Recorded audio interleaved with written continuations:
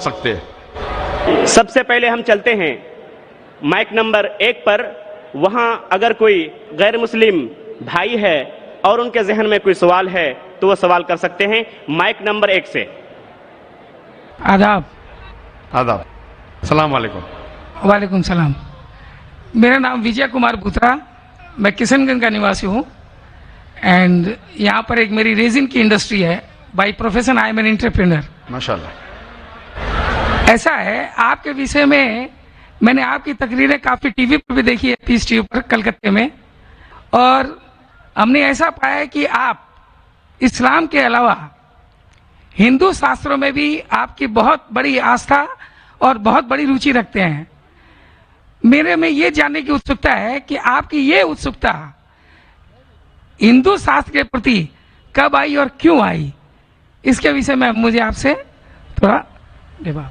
भाई साहब का सवाल है कि उन्होंने मुझे टीवी पे कलकत्ता में कई बार देखा है और ये जाना है कि इस्लाम के अलावा मैं दीगर मज़ाहिब के बारे में बात करता हूँ और हिंदू धार्मिक किताबों के बारे में भी मैं इल्म रखता हूँ। तो ये पूछना चाहते ये ख्वाहिश कब आई और कैसे आई। मैं जब मेरा मेडिकल कॉलेज में था तो मैं मुतासिर हुआ एक शख्स जिनका नाम था शेख अहमद दीदार। वो साउथ अफ्रीका के थे और वो इस्लाम और ईसाई मज़हब पे महारत रखते थे। जब उनकी तकरीर सुना तो मैं उनसे मुतासिर हुआ और मैंने कुरान और बाइबल का अल्हम्दुलिल्लाह इल्म हासिल किया। तो सबसे पहले मैंने इल्म हासिल किया बाइबल के बारे में, इस्लाम और ईसाईयत के बारे में। और जब मैं उनसे मिला उन्होंने कहा कि इस्लाम और ईसाईयत पे कई लोग तकरीर कर चुके और कई किताबें लिख चुके, लेकिन हिंदू मजहब और इस्लाम के बारे में वो चंद किताबें हैं। उन्होंने दरखास्त की कि बेटा ईसाईयत के अलावा दिगर मज़ाहिब के बारे में आप मुताला कीजिए और उनको भी पैगाम पहुंचाइए। और जब कुरान मजीद की मैंने आयत पढ़ी, कुरान मजीद में अल्लाह ताला ईश्वर कहते हैं सूरह अल इमरान में सूरह नंबर 3 आयत नंबर 64 में, तालौ इला कलिमतिन सवाइन बैना बैनकुम, आओ हम उस बात की तरफ जो आप और हम में यकसा है। सबसे पहली बात क्या है? अल्लाह नाबुदा इल्लल्लाह, कि हम सिर्फ एक ईश्वर की इबादत करें। वला नुश्रिका भी शैय्यन, कि हम आपस में किसी को शरीक न करें। वला यत्तखिज़ बादुन बादन अरबाबन मिनल्लाह, कि हम आपस में किसी को रब ना कहे।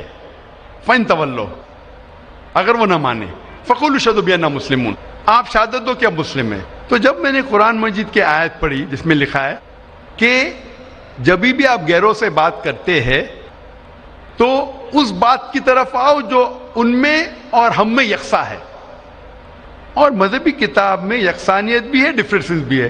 तो मैं कहता हूं कि कम से कम यकसानियत के ऊपर तो हम अमल करें, जो डिफरेंसेस है वो कल डिस्कस करेंगे। डिफरेंसेस तो है, मैं ये नहीं कहता डिफरेंसेस नहीं है, लेकिन जो यकसानियत है, जो आपकी किताब धार्मिक किताब और हमारी किताब में यकसा है, तो कम से कम उसके ऊपर तो अमल करें। तो ये सोच लेके शेख दीदार से मुतासिर होके और कुरान मजीद की आयत सूरह नंबर 3 आयत नंबर 64, जब मैं मेडिकल कॉलेज में था मैंने शुरू किया ये मेरा मिशन। फिर मैंने तहकीक करने लगा। ईसाईयत मजहब का तो इतने अच्छे से मुताला किया था शेख अहमद दीदार ने कि मुझे ज़्यादा तहकीक करने की ज़रूरत नहीं पड़ी, लेकिन मैंने तहकीक शुरू किया हिंदू मजहब के बारे में। फिर मैंने हिंदू विद्वान की स्कॉलर्स की किताबें पढ़ने लगी और ढूंढने लगा क्या यकसा है। लेकिन कुरान मजीद में कहा गया है कि सबसे पहली बात है अल्लाह नाबुदा इल्लल्लाह, कि हम सिर्फ एक ईश्वर, एक भगवान, एक अल्लाह की इबादत करें। तो जब कुरान मजीद में लिखा है कि यकसानियत में सबसे अहम है कि एक खुदा, तो मैं ढूंढने लगा कि हिंदू मजहब की किताब में खुदा के बारे में क्या लिखा है। जब पढ़ने लगा तो मुख्तलिफ किताबें थे, मुख्तलिफ स्कॉलर्स थे। मुख्तलिफ स्कॉलर्स को पढ़ने के बाद पता चला कि एक होता है कि मजहब को जानना किताबों के जरिए और एक मजहब के मानने वालों के जरिए। कभी भी मजहब को जानने के लिए मजहब के मानने वालों को मत देखो, हो सकता है वो मानने वाले खुद नहीं जानते कि उनका मजहब क्या कहता है। तो मजहब को जानने के लिए सबसे बेहतरीन तरीका है कि मजहब की किताबों का मुताला करें। तो मैंने हिंदू मजहब की किताबों का मुताला करना शुरू किया, वेद का, उपनिषद का, भगवत गीता का, रामायण का, महाभारत का। जब मुताला करने लगा तो आम तौर पे जब हम पूछते हैं हिंदू से, सबसे पहली बात कि हम एक ही ईश्वर में माने। आम हिंदू से पूछते हैं कि कितने भगवान में आप मानते हैं, तो कुछ हिंदू कहेंगे 3, कुछ कहेंगे 100, कुछ कहेंगे 1000, कुछ कहेंगे 33 करोड़। लेकिन अगर आप एक विद्वान हिंदू से पूछेंगे जो अपने हिंदू मजहब का मुताला कर चुका है, मजहबी किताबों का मुताला कर चुका है, वेद पढ़ चुका है, तो वो कहेगा कि हिंदुओं को सिर्फ एक खुदा में मानना चाहिए।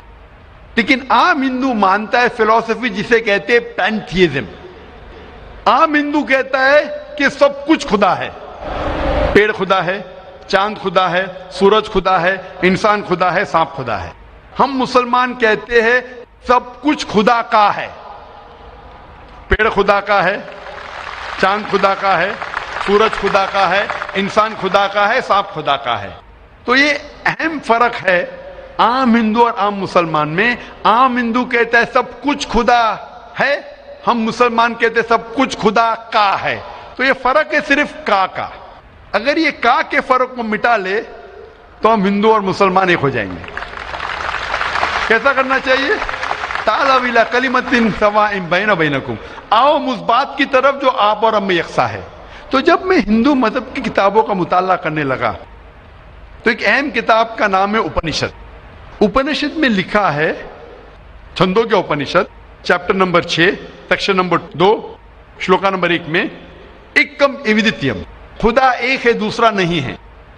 जब हम पढ़ेंगे श्वेताश्वेतर उपनिषद चैप्टर नंबर 6 श्लोका नंबर 9 में, नाचस्य कसिज जनिता न चदीपा, ये संस्कृत कोटेशन है जिसके मानी है उस खुदा, उस ईश्वर का कोई रब नहीं, उस ईश्वर के कोई वालिदैन नहीं, उसके ऊपर कोई नहीं है, उसकी वालदा नहीं, उसके वालिद नहीं है। लिखा है श्वेताश्वेतर उपनिषद में चैप्टर नंबर 4 श्लोका नंबर 19 में, न तस्य प्रतिमा अस्ति, उस ईश्वर की कोई प्रतिमा नहीं। प्रतिमा संस्कृत में होता है अक्स, photograph, painting, picture, idol, statue, sculpture. न तस्य प्रतिमा अस्ति, उस ईश्वर की कोई प्रतिमा नहीं, कोई अक्स नहीं, कोई पिक्चर नहीं, कोई फोटोग्राफ नहीं, कोई पेंटिंग नहीं, कोई आइडल नहीं, कोई स्कल्पचर नहीं, कोई स्टैच्यू नहीं। और ये आप आगे पढ़ेंगे, ये वही चीज लिखा हुआ है यजुर्वेद में। वेद हिंदू मजहब की सबसे ऊंची किताब है। यजुर्वेद में लिखा है चैप्टर नंबर 32 श्लोका नंबर 3 में, न तस्य प्रतिमा अस्ति, उस ईश्वर की कोई प्रतिमा नहीं, कोई अक्स नहीं, कोई फोटोग्राफ नहीं, कोई पेंटिंग नहीं, कोई पिक्चर नहीं, कोई स्टैच्यू नहीं, कोई आइडल नहीं, कोई स्कल्पचर नहीं। तो जब आप हिंदू मजहब की किताबों का मुताला करते पता चलता है हिंदू मजहबी किताब में भी लिखा है खुदा एक है, उस खुदा का कोई अक्स नहीं। और ब्राह्म सूत्र जो हिंदुइज्म का है वो एकम ब्राह्म द्योत्या नास्ते नैना नास्ते किंचन, भगवान एक ही है, दूसरा नहीं है, नहीं है, नहीं है, जरा भी नहीं है। There is only one God, not a second one, not at all, not at all, not in the least bit. तो इस जरिए से मेरा मुताला शुरू हुआ। सबसे पहले तहकीक करने लगा मैं कि हिंदू मजहब की किताब में ईश्वर का क्या जिक्र है, भगवान का क्या जिक्र है। और पता चला जिस तरीके से कुरान मजीद में लिखा है खुदा एक है, वही लिखा है हिंदू मजहबी किताब में। जिस तरीके कुरान में लिखा है उसका कोई अक्स नहीं, वही लिखा है हिंदू मजहब में।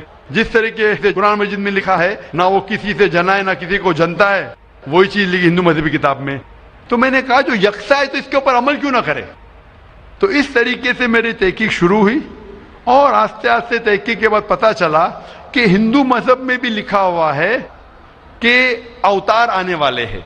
अवतार लोग समझते हैं कि भगवान एक इंसान का रूप लेता है, ये एक मानी है, लेकिन सही मानी है संस्कृत में मतलब भगवान खुद नहीं, भगवान किसी को भेजता है।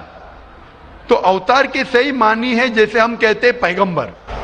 तो भगवान ने, ईश्वर ने कई पैगंबर भेजे और आखिरी पैगंबर का जिक्र हिंदू मजहबी किताब में है, कई किताबों में है, वेद में है, उपनिषद में है। कई मिसाल दूंगा, एक कल्कि पुराना में लिखा है कि आखिरी जो अवतार आने वाले आखिरी पैगंबर वो कल्कि अवतार है। उनके वालिद का नाम है विष्णु यास। विष्णु मतलब खुदा, यास मतलब नौकर, खुदा का नौकर। अरबी में करेंगे तो हो जाता है अब्दुल्ला। जो नाम था मोहम्मद सल्लल्लाहु अलैहि वसल्लम के वालिद का। उसके वालिदा का नाम है सुमति, मतलब शांति, अमन, अरबी में हो जाता है आमिना, जो मोहम्मद सल्लल्लाहु अलैहि वसल्लम के वालिदा का नाम था। इसमें लिखा है कि इन्हें वही आएंगी एक केव में, एक गारे में, जो मोहम्मद सल्लल्लाहु अलैहि वसल्लम गारे हिरा में आई थी। उन्हें वही आएंगी रात के वक्त, वो बाद में जाएंगे नॉर्थवर्ड और फिर वापस आएंगे। मोहम्मद सल्लल्लाहु अलैहि वसल्लम ने हिजरत की थी, मदीना की तरफ वापस आए, उनके 4 करीब दोस्त होंगे, इसमें 4 खुलफा राशिदीन है। इस तरीके से डिटेल में लिखा गया है आखिरी पैगंबर, जो आखिरी अवतार जो आने वाले मोहम्मद सल्लल्लाहु अलैहि वसल्लम। तो मैं कहता हूं हिंदुओं से कि आप अपनी हिंदू किताब का मुताला कीजिए और हम हिंदू और मुसलमान एक हो जाएंगे। तो इस तरीके से मेरे तहकीक शुरू हुई और मैं दुनिया भर में कोशिश करता हूं अमन का पैगाम लोगों तक पहुंचाए। जी भाई साहब, आपने जो उपनिषदों का वर्णन किया उसके साथ में एक लाइन और जोड़ता हूं, जहां पर यही लिखा हुआ है कि ईश्वर एक ही है। वो हमारी श्रीमद् भगवद गीता है, जिसे हम श्रीमद् भगवान की वाणी या ईश्वर की वाणी कहते हैं। उसके चैप्टर नंबर 18 श्लोक नंबर 66 में है, अनन्या सर्व धर्मान परित्यज्यम मामे कम शरणम प्रजा अहम त्वाम सर्व पापेभ्यो मोक्षयिष्यामि मा शुचा। उसमें भी एक ही ईश्वर की ओर इंगित किया गया। तो आप जो कह रहे हैं एकदम सही और एकदम यथार्थ है कि हमारे हिंदू में एक ही ईश्वर की है, बाकी रूप हमने अनेक मान दिया है। ये एक आस्था का विषय हो जाता है, साकार रूप, निराकार रूप वो अलग है, लेकिन ईश्वर को हमारे यहाँ भी आपने एकदम ठीक फरमाया है। गीता भी हमारी यही कहती है। धन्यवाद आपको बहुत बहुत। जज़ाकल्लाह शुक्र।